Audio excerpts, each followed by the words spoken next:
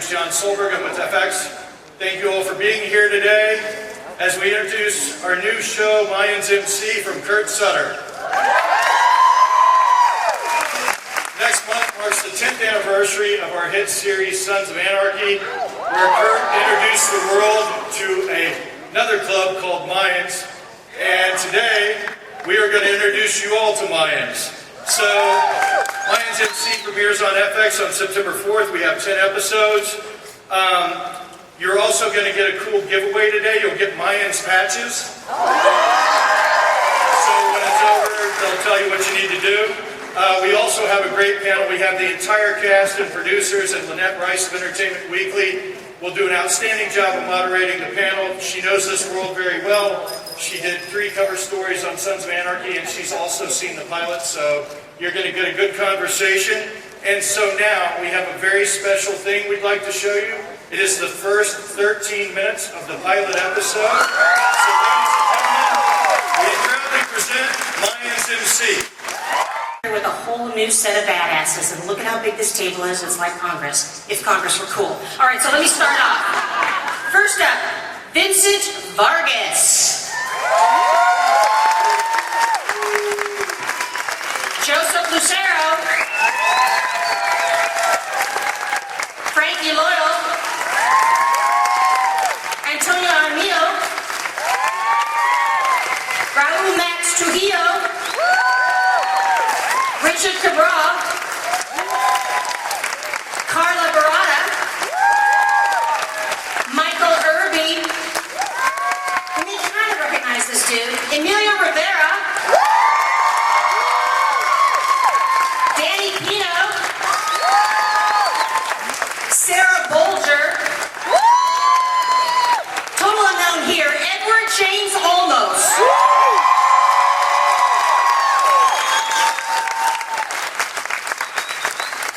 Cardenas. So excited for you to get to know this guy, J.D. Pardo.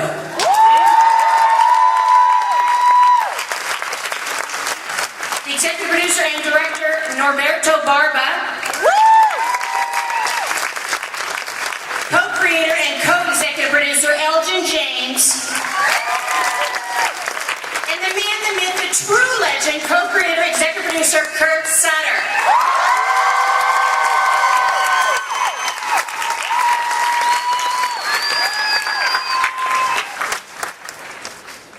Kurt, this was such a long time coming. Why did we have to wait so long for this? Because I thought it would be a good idea to do a medieval drama. Did anyone see that here? Anyone? Was it important to have a little space for you as well from Sons of Anarchy? It's always good for me to have a little space between everything. Yeah. Usually by law it's required. No, it was. I needed, even when this show was on the table as moving the IP forward, we knew that we didn't want to do it right on the heels of Sons. Obviously didn't know what the shelf life of Bastard Executioner would be, but it pretty much turned out the timing ended up being pretty good in terms of coming back from that and then having this air about the process of this about 2 years later. So it was good for me. I enjoyed Bastard. It was crazy going from writing this kind of drama to fucking Miami Hammer. So, so it definitely was a good creative cleanse, and here I am, all these dirty motherfuckers. Yep.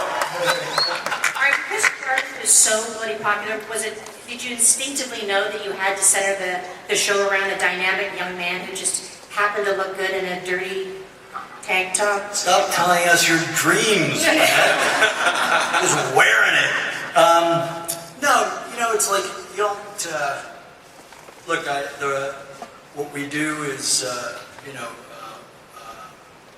why Elgin's sitting next to me, the idea of interesting anti-heroes. So, the format of a show like this is always, for me anyhow, is sort of centered on the journey of one man, and then surrounding him with hopefully complex and interesting characters that not only reveal his life, but reveal his relationships and to everyone and everything around him and the world itself. So it's, it is driven by that single journey, but it's never really about this, the single man, the one. Jane, you got to talk about your audition. How did you get the job? Oh man, I don't know if I should say that one, but well, like anything, you as an actor, you get your audition through your manager, through your agent, and you just go through the process, and sometimes you have to jump through some hoops to meet the main man, and that's what I had to do, and it all came down to a little face-to-face with. Well, JD sort of, auditioned for several other characters. Initially didn't even come in for the character of Easy so much. And I saw his read with a couple other actors, sort of knew what I was looking for. It was one of those things where I knew what I wasn't looking for, and then I saw J.D. Reed, and there was something interesting and commanding about what he was doing, and then sort of had him come back and through that role, let him and all the emotional aerobics that go with trying to land that role. It was so beautiful because I was reading for these other characters, and Kurt sits me down and he's like, can I be honest with you? We just had this honest conversation. He just said what he needed the character to be, and it was one of those where I'm just laying it all out, man. And I just said, listen, I know the responsibility with FX, with the brand, with the Sons of Anarchy fans, because that's what it's really all about. It's the fans of Sons of Anarchy. Thank you. And I said, if you give me this opportunity, I will not let you down. I will not let FX down. I will not let the fans down. And he said, all right, well, how about you take the easy sides and go home, come back later this afternoon, and you can read. And I was like, that's not going to work for me. How about you give me like 45 minutes, I'll go outside, I'll memorize these lines and just kick some ass. Oh, and, yeah. I don't remember it that way, but that's a way cooler story. No, you're kidding. I do remember that. Yeah, you were afraid. You didn't want to go home and I didn't want to go home and I didn't lose it, man. I said, I have him. I got Kurt. I got him on the hook. And now I just got to go in there and just prove it. And sometimes I think that's just what we have to do. We got to put all that fear aside and whatever you want, just go get it. Go get it. All right, there's a whole lot of people on this panel, as you can tell. So I'm going to expedite the process a little bit. I just want, at this point, just for you to raise your hand so we can quickly understand you and your role in this drama. Okay, so first question, did you ever appear in Sons of Anarchy? Raise your hand.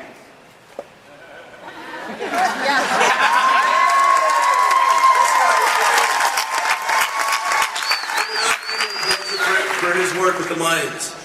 Will you wear a cut? Do you wear a cut on the show? Oh. Raise your hand. Okay, good. All right. Do you ride a motorcycle? Oh. Hands down. Have you already fallen off that motorcycle? Don't lie. Hey, he's falling down the most. That's a lie. Raise your hand. How many? No, that's a lie, guys. Okay, we're going to get to that later then. Well, you can be honest. You're coming to that. Do you carry a gun? Oh, in real? One, two, okay. Right now or on the show? On the show. Oh my God, I don't want to. Do you get to make out with Danny Pino? Everybody wants it, right? Look at that guy. Do you get to? Oh, look at him standing up. All right. Do you get to make out with JD Pardo? Yeah. I got love, baby. I got love. Will we laugh at you, but in a really good way? Will we laugh at you in a really good way? Yes. There we go. Excellent. Okay. Have you ever won an Emmy for starring in Miami Vice?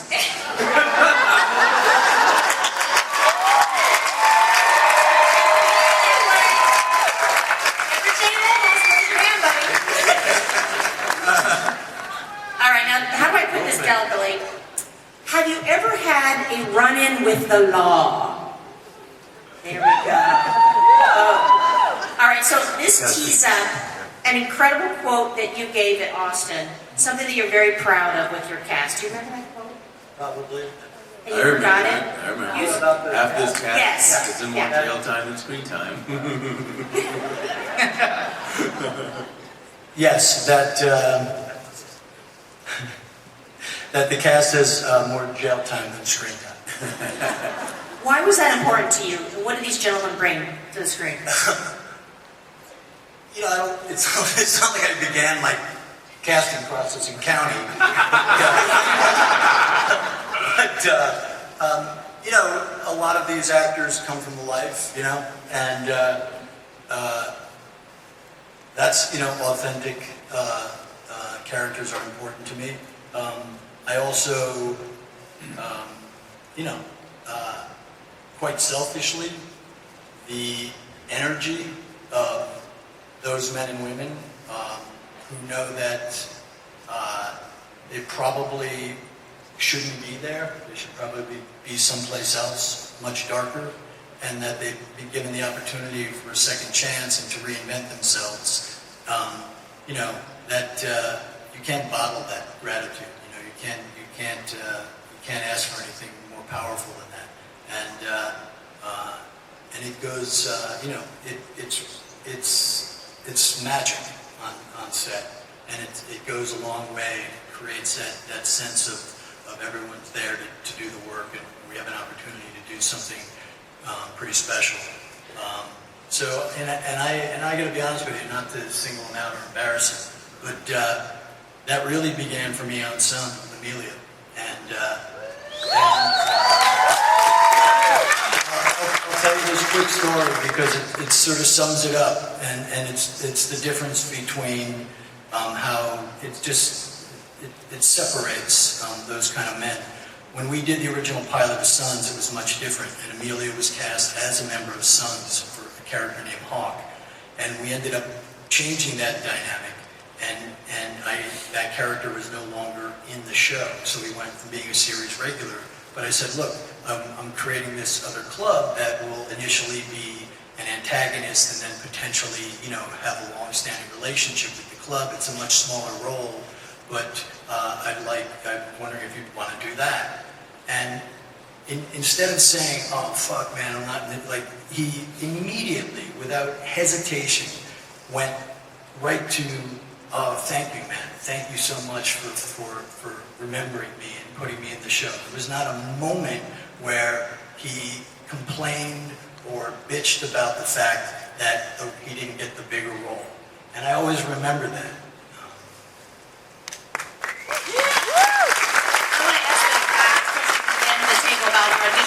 But I want to start with you, Elgin. You raised your hand. The life feed so eloquently talks about. How did that feed your co-creation of this drama? Did you pull anything from that? Oh yeah, I pulled being an actual dirtbag.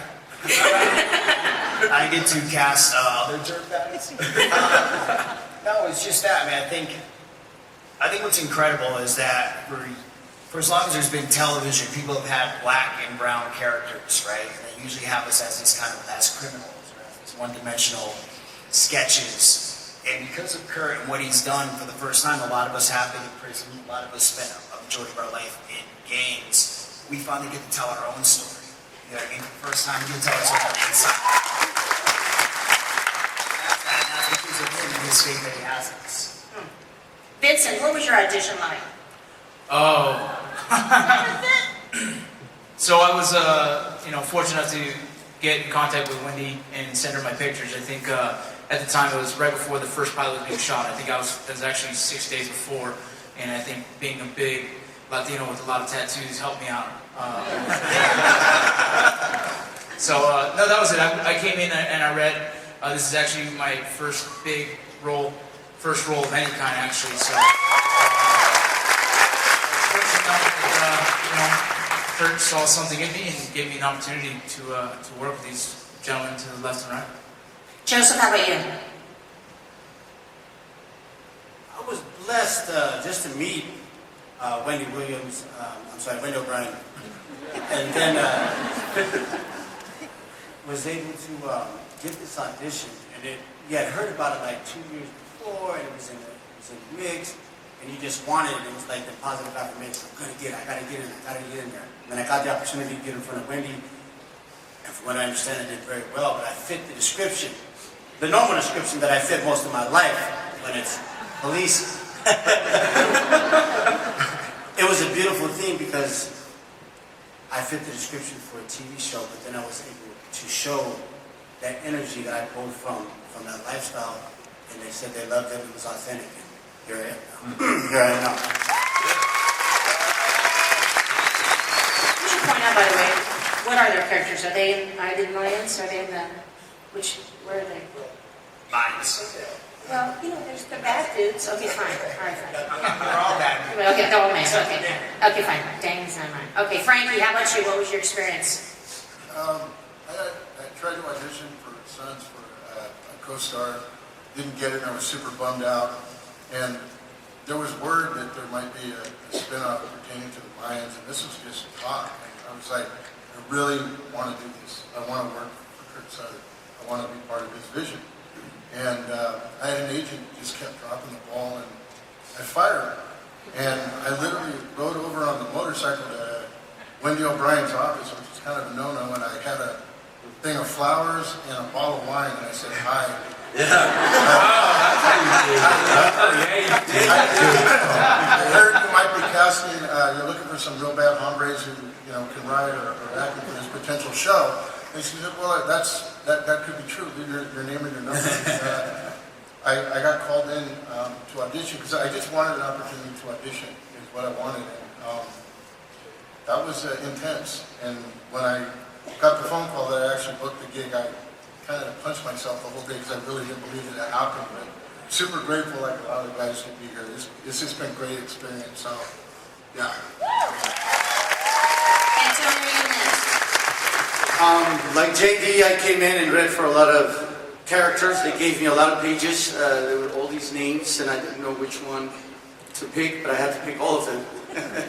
I think I even read for a motorcycle. But I wasn't loud enough. My bike was more like a tour bike. It wasn't a Harley. Anyway, so I read all these characters, and I went in there. I knew Wendy O'Brien from previous gigs. And just, meeting Kurt and Elgin and getting to read in front of them and just playing, because I remember reading some of the guys that you see here, we read in the same room. And just having fun, I think the original role I read for didn't end up being in the show. But anyways, I'm part of the show because I believe they like me in tight jeans. And so I'm here, and I'm very happy to be part of this wonderful world that Kurt Sutter has created, from Sons of Anarchy to Mayans, and these guys right here, just spending an afternoon with them. It's awesome. Give us your Cinderella story. What was it for you, Raul? Well, it started way back in Sons. I auditioned for that too, and seriously bummed when I didn't get it. And then when the first pilot came around, I auditioned for that, didn't get it, and I was like, But then I was just like, dude, I just gotta, and then it came third time around, and it was like, yep, I'm there. I mean, it was far away, and I had to fly all the way in from Toronto, but came in and read for a completely different part, and didn't get it, and I was bummed again. And then like 2 days later, they're like, but there's this other character, and it just goes proof that, you stick with it long enough, you'll get the man's attention. Yeah, brother. Richard, I'm pretty sure you raised your hands for comic relief. Did you or did you not? Because you are. No, that's just kind of how it worked out. Yeah. What was the question? Can we count on you every episode to give that? I think so. I think, yeah, someone has to do it. Someone has to bring a smile to this horrific world that we're creating. And, but it's like that. I think there's truth to that. Bad guys or gangsters or whatever you want to call them, they don't go through life just down and out, I just want to kill people. People smile, through war and through people, you have to laugh, and that's kind of where, what I bring to the table.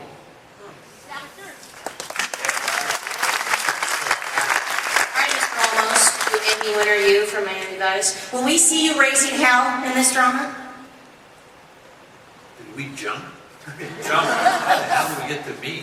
What happened to Sarah and Emilio? I'm moving around. What's that? I'm moving around. Oh, It's your okay. turn now. What was the question again? We see you raising hell. Oh, gosh, yeah. You have to remember something, okay? Before I was Lieutenant Castillo, before I was Admiral Adama, I was Mayan. Yeah. There you go. I am Mayan. Mayan or Meca Mexica. So I came to the right house. Yeah. Yeah.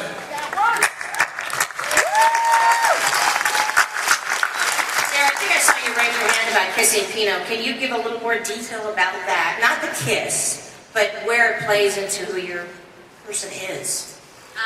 I didn't raise my hand on that one. Oh. I do, however, kiss JD Pardo, which is a delight. And that's in the teaser, so I'm even allowed to feel that. Okay. Is that too much? Can she say anything more? She can't say anything more? She can if she doesn't really care about her job. I'm kidding. Are you around the life of the MC? Are you around it? Oh yes, she is on the peripheral of a lot of storylines within Mayans MC. And she has obviously a direct connection to the MC, and her world sort of revolves around theirs. But I guess we'll have to tune in September 4th to see what happens, right? Well played. All right, Mr. Cardenas, where do you fit in here? Are you as charming in this drama as you are in real life? Obviously. Is there another question? What, we've already... You messed up, bro. They're already talking about you. Sorry, I'm trying to find out how much we can... How much can you say? Can you say... I can say, I play the brother of Okay. Easy Ray's here. He's my little baby brother. And, I'm trying to help him assimilate into this culture after he gets out of prison, fresh out of prison. I'm just trying to show him the way. And like brothers do, we quarrel, we love each other, maybe even kiss. No, but that's all I can say. That's all I can say. I mean, it's good for the fan base, but, be awesome. That's why September 4th. All right, Danny, you will always be Armadillo to me from The Shield. Did you guys watch that, The Shield? I don't suppose you play an upstanding, clean as a whistle guy here, do you? What's your character? First off, I like to say that these guys are great kissers. Amen, brother, amen. Yeah, no, you guys are gentle. That was just in the green room.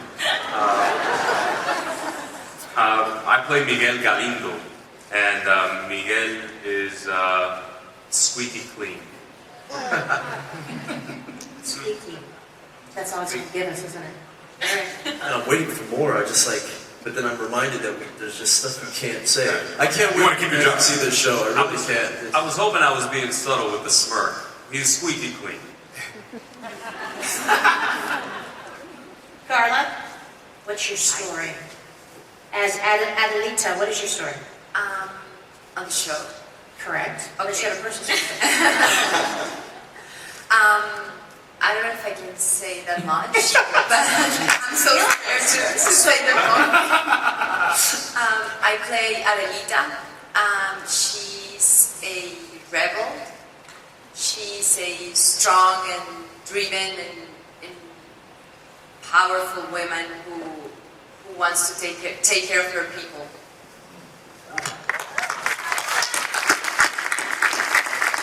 Michael Irby, is there any chance you're playing a good boy, like a priest or a kindergarten teacher, anything like that? I have to come clean. I am not a good guy. But sometimes you got to do some really bad things to get to the bigger picture. Bishop Losa is the president of SMC. His cousin here. This audition process was, you get knocked down. There's no question about that. Life is going to throw you some curveballs, but you just got to keep swinging. I was on a show called Take It, and the second season they decided not to bring back 6 actors and that could knock some people down, right? And it did for a minute, like Mike Tyson. And, I just had to kind of keep digging, and my manager said there was a secret job out there, might be doing a recast of this thing, and I'm like, let's go. And I went, I met with the boys down at the end of the table, and they bought it. And now we're here, we're going to change the world, we're going to rock it, and come on out September 4th, let's do it. Naruto, what has it been like watching this group? I know with Sons of Anarchy, those men gelled and they formed their own group of tight-knit friends off-screen. What have you seen from this group? It's been an incredible thing to watch the evolution of the ensemble because you have varying degrees of experience in front of the camera, veterans and folks who are green. And to watch the guys who are new to this bring their own personalities and be more and more comfortable in front of the camera, supported wholly and so much by the veterans. It's touching. They've gelled like a group, as a tight group. They exhibit the brotherhood of that MC, and it's organic and it's true. And part of that is the evolution of the execution of the scripts that just take us on a journey that's amazing. I look forward each time to read the scripts and saying, okay, where's it going to go now? Because it's an incredible character study of each of these guys. When you're working with an ensemble group, you can find some weaknesses and you have to prop it up. In this group, it gels so well and it's been gelling. It's wonderful to watch. Even Clayton? Even Clayton. You're jealous. I'm jealous. I love you. I love you. Let me piggyback on what Norberto just said really quick, because I feel like it's a good moment to do this. When you're talking about an ensemble and when you're talking about, family, we recently welcomed a new prospect, brand new prospect. His name is Lionel. And I wanted to give this to you on behalf of the rest of this awesome panel, JD. It's his first cut. Oh, that's so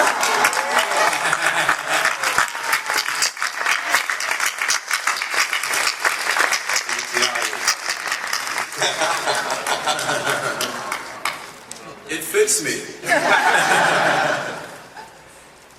Kurt, will we get any Sons of Anarchy Easter eggs, at least in the first episode? Anything to remind us what was left behind? Here's what I would say. I feel like, the show takes place in actually real time, so it's sort of post Jax Teller, 3 years or so has passed. I'm really protective of that mythology and the way it ended, and letting fans, whether they enjoyed it or not, whether to have that experience and for their idea of how that club continued and how those relationships continued. I really want to leave in the minds of the fans. I don't want to fuck with that. So, there's no intersecting stories that will interfere with that.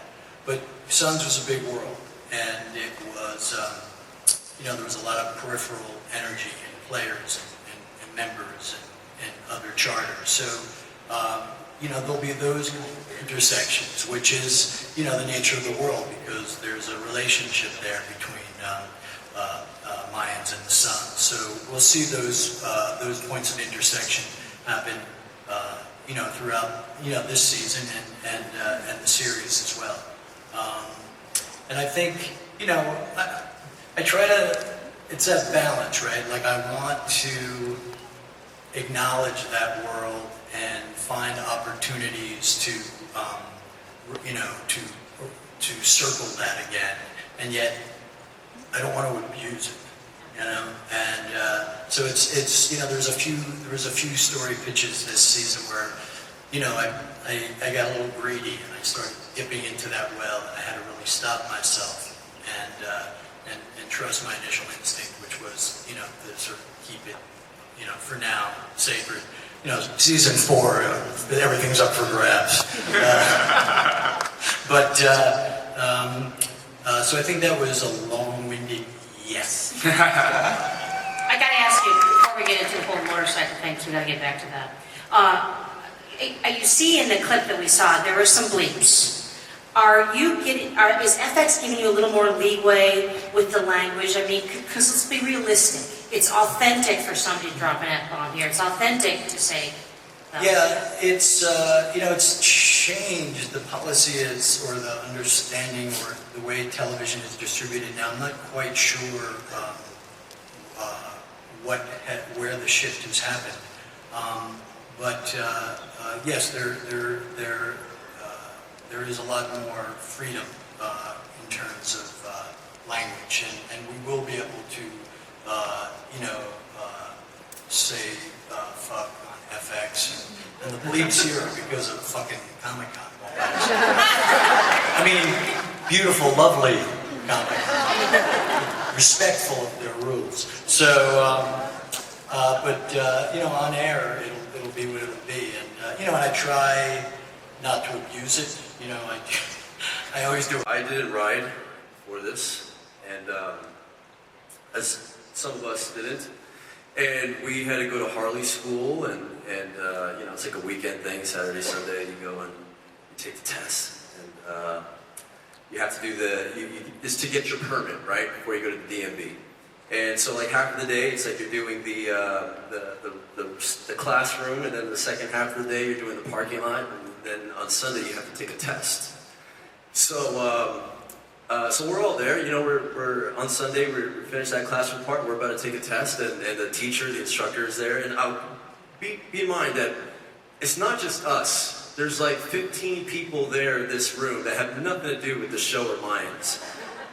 It's Richie, myself, Clayton, Antonio, and so the instructor says, okay, so you have this amount of time to take the test, and he walks out of the room. And he leaves the answers on his desk. Yes, he did.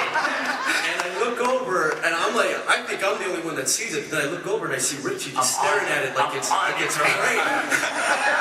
it's praying. And I just go back to writing, and I look over, I feel like high school. I look over at Richie, and then Richie just goes, fuck that. And he gets right back up, and he goes over to the desk, and he grabs those answers, and he's looking at them and trying to write them down. And then everyone's in shock, like the people that just, what's going on in here? And Clayton, Richie runs down, and Clayton stands up, he's like, I got you, dog. And he gets up, he takes his phone, and he starts taking the phone out.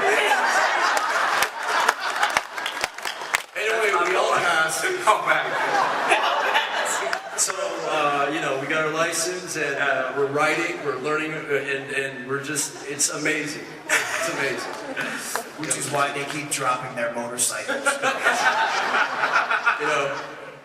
Yeah, how is that? I mean, is there a whole fleet? You guys have the whole fleet? Did you at least get some good practice time before the cameras rolled? How was that? Yeah. They actually they set up some classes for us. We were going Monday through Friday for about 3 weeks, riding together as a group, riding in certain patterns, learning how to stop, slow down, a lot of cone drills. So we did a lot of training to be comfortable on set to be able to do it, because a lot of us want to ride on our own. If we don't have to use a stunt, we would like to try and do it on our own, and that's kind of a testament to the crew here that's on the panel.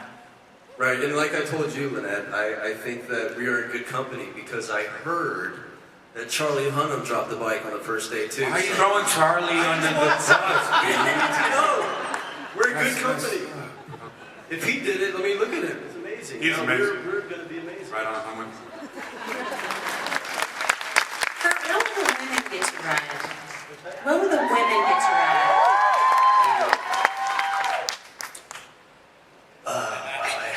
I almost said something that would end my career. We'll see. Like that would be new. Look, I've been asked that before, and really for me, it's about authenticity, right? If that was part of the subculture, then it would be in the show, and it's not, Yeah. So not that women don't ride. I know, many who do, but in those outlaw clubs, there are not women members, So doesn't mean we can't see women riding in the show, but not within the club itself. And, Yeah, there you go. Women may not be writing on the show, but this man created a writer's room where it's a majority of women actually writing on the show as our writers. So a shout out to our writers. Does anyone have a few questions before we wrap to one more trailer? Anyone? I see hands over here. There you go. Go. Her mic isn't on.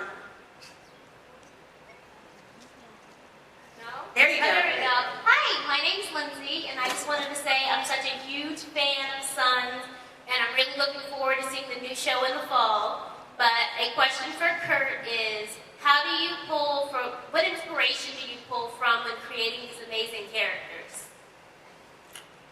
Just a really damaged childhood.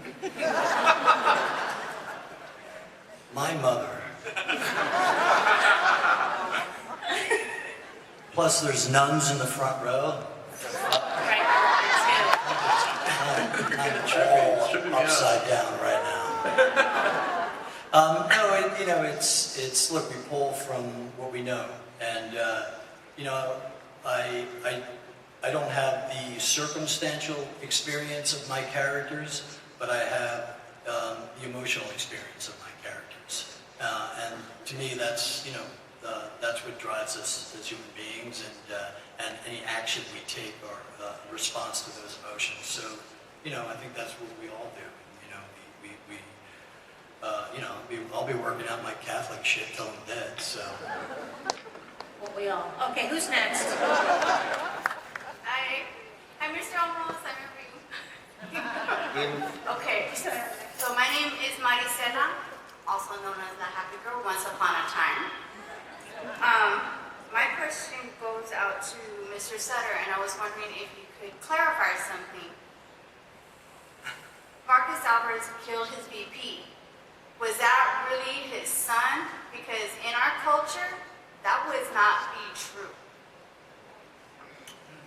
I would say that I believe he had one of his sons killed for betrayal, and I would say in that culture, it is true. I want to interject on that. Before we did that scene, Kurt and Katie came up to me, and Kurt said, "I wrote something, bro. You don't want to do it, we're okay with it." So I go, "What is it?" He goes, "Well, you're going to have your son killed on the show." I go, "You know what? I haven't seen that done. Let's do it." You know what I'm saying? And we did it. And like you're saying right now, I got a lot of bad fan mail. Same thing like you said right now. Say, "Hey, bro, we don't do that shit. We don't do that shit." I said, "Bro, he's going to be okay. He started on Salt Man next week." You know what I'm saying?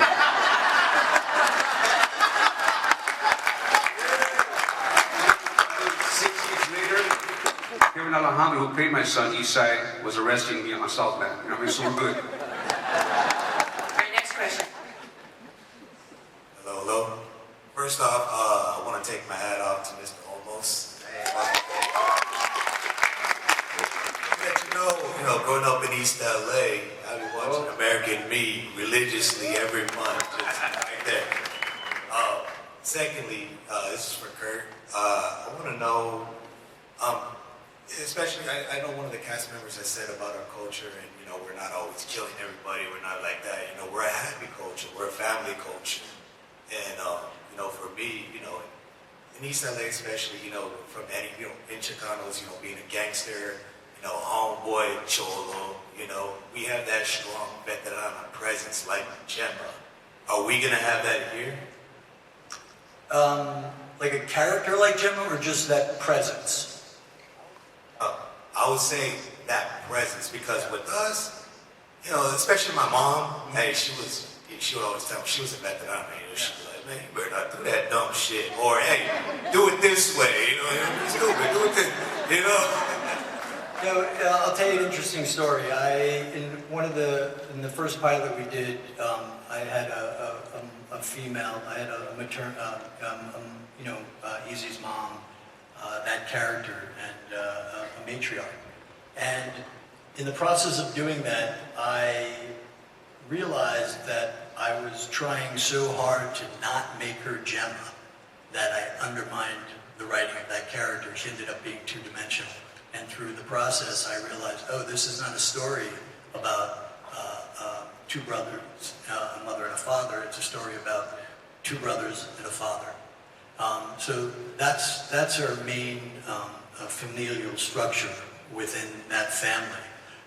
But there are a lot of strong female characters in this show. And as part of the culture, I would say, look, it's my job in this series is really to handle the transition from the mythology of Sons of Anarchy that myself and a lot of other people put a lot of sweat and blood in for 7 years, and help transition into this mythology so that this mythology can become its own thing. But I also knew a white guy from Jersey shouldn't be doing that by himself. So it's why this man is sitting next to me, Elgin James, and if you don't know about him, you should find out. And I brought Elgin in, and then I surrounded myself. My writer's room is people of color and women. And Roberto Barba, who's my executive producer. We have a primarily Latino creative team. So I'm surrounding myself with people that understand the culture and can tell that story.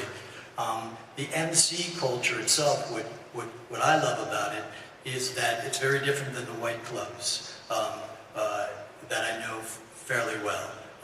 What you have in the MC, in the Latino MCs, is they're much more influenced by their own heritage and their own culture. And that depending on where that club is, and what part of the world or what part of the country, that's how they're influenced. In our club, which takes place on the border in Southern Cali, they're influenced by, that lowrider culture in East LA. So that is very much a big part of the show, and that's what I'm probably most excited about. Can't take any more questions, so we've got just a little bit more to show. Go ahead, do you want to I was going to say, just to finish off that answer about the mother and the female character, of someone coming of how much our moms mean to us and how much of a presence they have and how strong women are in our lives, while as dudes we just act like children our whole lives, especially in our culture. We actually realize it'd be stronger for the Reyes family, a stronger story to have their mother gone, and that's why the mother disappeared, because you have 3 men in our culture. We have a hard time talking about what we feel. We have a hard time expressing our love for each other. So actually the vacuum became more interesting to have her in there. want to say anything about this trailer before we say goodbye? First of all, thank you, Lynette, for lovely and smart questions and giving